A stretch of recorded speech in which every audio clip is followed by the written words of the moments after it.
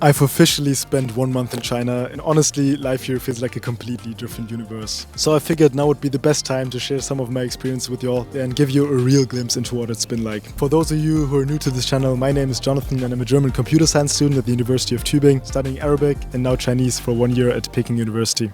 To give you guys some context for my experience, I've never been to China in my entire life, and in fact it's also been the first time in Asia as well. For my Chinese, I tried to learn a few basics during my last summer semester next to my CS studies, but honestly, arriving here, my Chinese didn't really exceed the basic 你好, 谢谢, and 你叫什么名字, as you could see in my first vlog as well. So you might understand why this entire experience has been really horizon expanding to me. For those of you wondering why I'm on this journey, after spending the past year in Tunisia, learning Arabic and immersing myself into the Arab culture, I've came to realize just how much our worldviews are shaped by our upbringing and our environment, and how important it is to form your own perspectives on different cultures. That realization sparked my desire to explore another non-Western culture, and with so many preconceived notions about China, many of which I shared before arriving here, I'm very grateful to have the opportunity to experience life in China firsthand and form a more personal understanding on what it's truly like. And I thought my experience might be interesting to some of you guys. Before diving in, I want to make it really clear that I'm very well aware of the fact that living in Beijing and studying at Beida only offers me a very narrow and limited perspective on what life in China is truly like. This video is not meant to generalize anything, but simply sharing my personal experience and what I've seen so far. With that being said, let's dive in.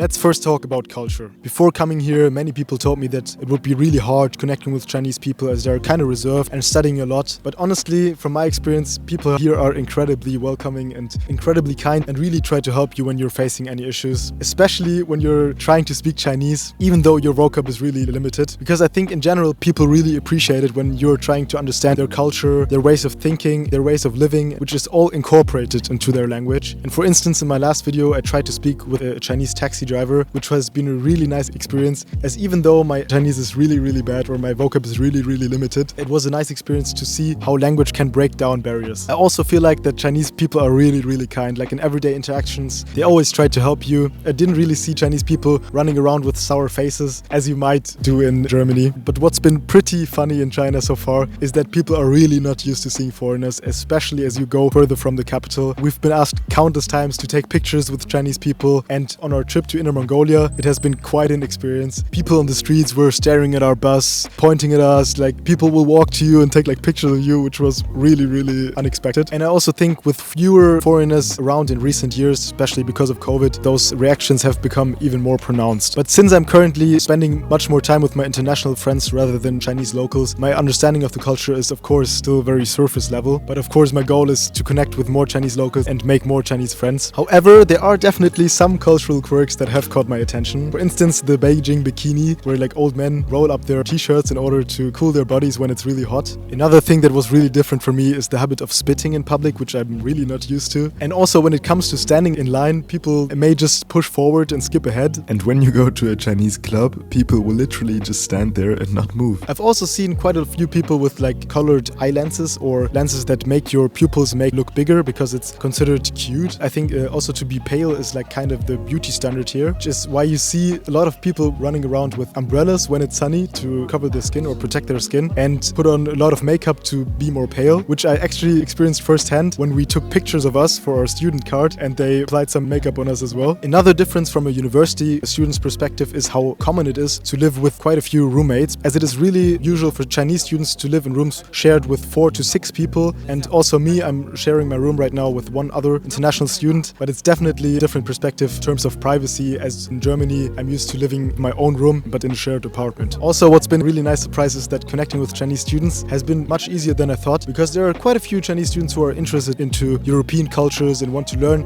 languages, so you can do like language buddy program with them where you practice their English, German or other languages that they want to practice, and you at the same time practice your Chinese, which is a really beneficial reciprocal exchange. In terms of traveling, in the first month I've had the chance to visit some really beautiful places in Beijing, as the Summer Palace, the GG UN Park, of course the Great Wall, as you could see in my previous video. And also our trip to Inner Mongolia was really interesting because it showcased how diverse China actually is, which is not a surprise for a country with over 1.4 billion inhabitants. Also, one thing that I can still really not grasp is that the dimensions are just surreal. I've almost spent the entirety of 2023 immersing myself in Tunisian culture, a country with a distinct civilization, history and culture, but with around 9 million inhabitants. And now I'm living in a city with nearly 3 times the population, which is really mind-blowing for me. But my plan for now is to really focus on improving my Chinese, do some weekend trips here and there, but then take advantage of the semester holidays to do some bigger trips, because I think I can enjoy the traveling much more when I can actually communicate with the people. If you guys have any recommendations for places to visit in China, let me know in the comments below. After struggling quite a bit eating with chopsticks, I've had the chance of tasting some really delicious Chinese food. Before coming here, I thought the Chinese would be all about rice. Now I know it.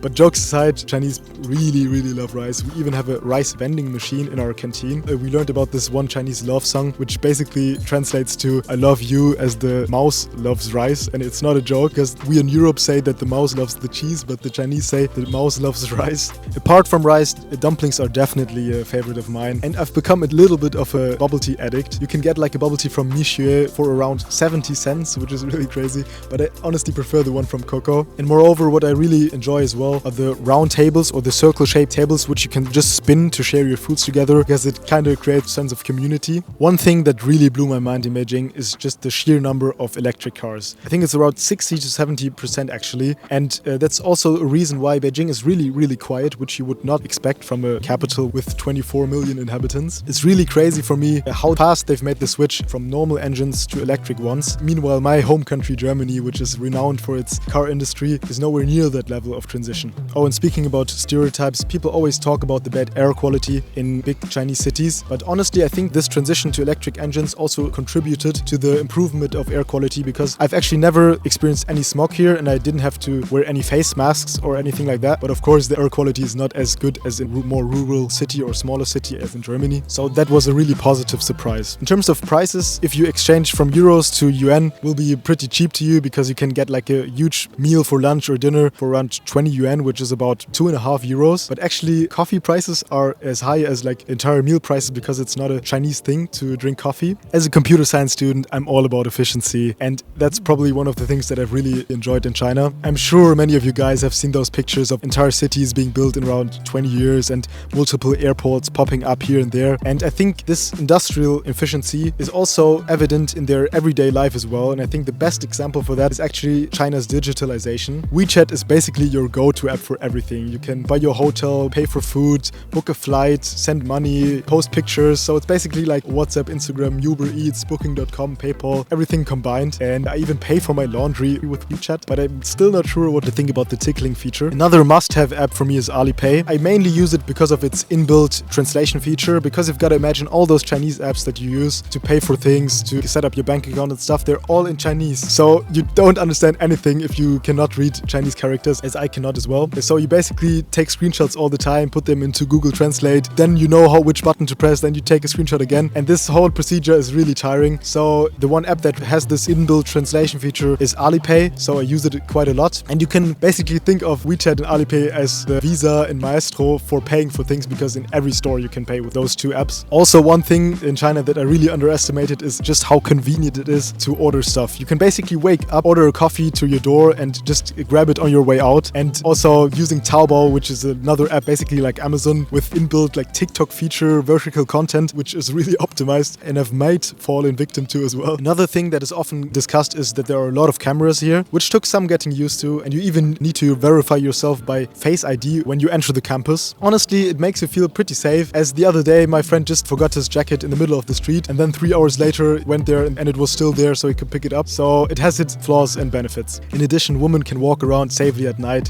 which my friends told me they really appreciate. But honestly, a big part of my first month was just setting up my life here, getting to know how basic things work, sorting out some stuff and doing some bureaucracy, which is fortunately much easier than in Germany. I'm also really happy that I decided to stay an entire year, because it really takes some time for you fully arriving here. And this might not just be unique to China, but I'm really grateful for all the international friends that I've met so far, many of which I call my close friends right now. Learning Chinese has been definitely my biggest challenge so far, as my goal is to become conversational in 1 year, and I'm really trying to seize every opportunity opportunity to practice the language. I honestly really like those kind of challenges because I think the more challenging it is to achieve a goal, the more fulfilling it is as well. And I think that the only way that I can really immerse myself into the Chinese culture is by really speaking the language and being able to have meaningful conversations as well. But I'll be doing an entire video around my language learning journey, so make sure to hit that subscribe button to not miss out on that. But what has been quite funny in the first month was that because of my low level of Chinese, there were some pretty funny misunderstandings. For instance, in the previous video, when I tried to speak to the taxi driver, I wanted to ask how old he is. So I asked him, "Ni ji soile," which I've just learned a few days ago. You just ask like small toddlers how old they are. So basically, "Oh, how old is my baby?"